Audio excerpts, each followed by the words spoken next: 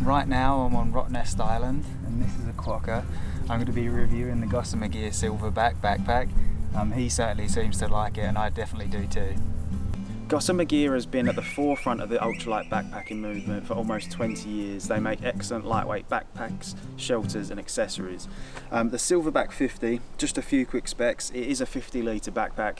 It comes in small, medium and large, and you can also choose different hip belts for it. The large version, which is what I've got here, weighs in at 2.4 pounds, and right now it's actually on sale on their website for $129. The Silverback is going through a little bit of a renovation, so they're selling off the old version for $129 on the website, which is a really good deal. The Silverback is the cousin of one of Gossamer Gear's most popular packs, the Gorilla. The Gorilla is very similar in terms of its layout, but the Silverback just uses a little bit more heavy duty fabrics. On the Silverback you've got a fixed material panel here, whereas the Gorilla uses mesh, and there's also mesh on the water bottle pockets. Basically the Silverback is designed for harsh environments, so if you're bushwhacking a lot, and for example on the CDT in New Mexico where we had a lot of brush and thorns and rough terrain, this pack is a little bit heavier than the Gorilla, but it's meant to hold up to more abuse. Like any good ultralight backpack, it's a very simple design and the layout is fairly generic amongst ultralight backpacks. There's one main compartment, there's a large stretchy pocket on the outside here, two water bottle pockets. The Silverback has a brain, which we'll look at in a second, and then of course we've got shoulder straps and a good hip belt. Okay, so the brain of the backpack. Like a lot of kind of more traditional backpacking backpacks, the Silverback does use a brain system. Basically it's like a free floating top for the backpack. Inside is like a drawstring closure that you use to seal the bag, and then this brain sits on top to kind of compress everything down. I'm not in love with backpacks that have a brain. It's okay, but it's not my preference. The good thing about this one though is it is removable, so you can just undo all of these buckles and leave it at home if it's not something you're going to use. It is nice though to have another little extra pocket just to stash stuff in that you want access to throughout the day. If you did want to remove the brain, you just undo these buckles here and these ones and you can get rid of it. The exterior pocket on the backpack, this is something that's super important in my opinion on a good backpack. It enables you to store extra gear on the outside of your pack, maybe wet stuff like a rain jacket or your tent, and then of course you can access stuff throughout the day without going into the main body of the backpack. The one on the Silverback's excellent. It's a lot bigger than it actually looks. I did put a tear in it at some point on the CDT. Not really that big a deal. Not really that big a deal. The CDT is pretty hard on gear, and just with a little bit of Gorilla tape, I patched it up, and it's still going strong. As I said, like the Gorilla, for example, from Gossamer Gear, this is all completely mesh. I thought I would miss the mesh on this pocket, but actually it's not that big a deal. I quite like this because it's a little bit tougher. Yeah, solid. The water bottle pockets. Unfortunately, still in 2018, a lot of companies get water bottle pockets wrong. Gossamer Gear doesn't. They do a really good job. It's a huge pocket, super stretchy. At one point on the CDT I had two full 1 litre bottles on the side, the smart water bottles, and they fit really well. I could have put my tent on the outside there. Huge pockets, nice and stretchy, and on the Silverback there again this extremer material, which is very tough. It's got no holes in whatsoever, whereas I think mesh probably would have done by now. The back of the backpack, the shoulder straps, and specifically the mesh on the shoulder straps, is actually one of my favourite features of the Silverback. They've got these huge paws which enables the shoulder straps to breathe really well. I prefer it to the smaller mesh. It was very breathable, super comfortable. They're very wide, but I never felt them digging in, never found them to be uncomfortable. They're pretty padded, but no more so than you need. The sternum strap does do its job.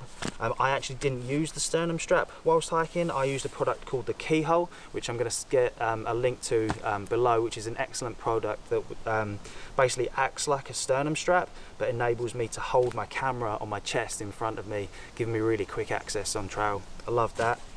The back panel. of the backpack is excellent. I really enjoy butt pads when hiking. Like I would normally carry like a standalone butt pad, but with Gossamer Gear you don't need to do one. You don't need to carry a separate one because it's built into the backpack. These two stretchy pockets hold in a butt pad, so at night time, or if I'm taking a long lunch break, I would remove that and sit on it, especially when it was cold and wet outside. And then it also gives you a nice soft panel to rest your back against. I did experience a little bit of chafing on the CDT. I think everyone did. It's pretty much unavoidable, but I never found there was any particular hot spots on the backpack. It's super comfortable. The hip belt on the Silverback is pretty good. I quite like it. I like this mesh here. It's very comfortable.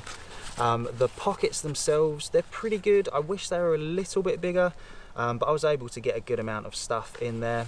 And then the buckle here that fastens it, it's pretty good. It tightens by pulling it outwards. I prefer when backpacks pull inwards. It makes it a little bit easier to cinch it up on the go. And I never had a problem with this while I was actually hiking, but now I'm actually traveling with the Silverback. I've been traveling on and off now for quite a while, and when I really load this backpack up, I've had this buckle pop open on its own. I would say when I was hiking, I was probably carrying between, I don't know, 20 to 25 pounds in the pack, and I never had that problem. But now I'm traveling, the backpack's definitely heavier than that. This has opened a couple of times, which is very strange. And then the main compartment of the backpack, the most important feature, you open these two buckles up, pull that out of the way, and then again, it's a drawstring closure. This opens up really tall, so you can overstuff the pack if you need to. If you've got a long stretch without any resupplies and you've got extra food, it does open up all the way up to here, so you've got a lot of extra space. I never filled it quite to the top. And then inside is just one large compartment that goes all the way down to the back of the pack, and inside there is a hydration sleeve if you did want to use a camelback. It's not something I ever used, but that's it. That's in there if you need it. When I got the pack from Gossamer Gear, there was a compression strap on both sides of the pack that would help compress your load and take a little bit of pressure off the stitches here. I was pretty stupid, and just to save some weight I cut them off, and I almost immediately regretted it. It would have been better to leave those compression straps on there just to take a bit of pressure off the stitching, and also to compress that load down. On the pack there is also a spot that you can attach an ice axe to. I never really did that. When I was carrying an ice axe and I didn't have it in my hand, it would just go in this main pocket. And there are also these little guys to attach your trekking poles to. Never use them. If I ever, for whatever reason, wasn't using my trekking poles, they would just go in this main compartment.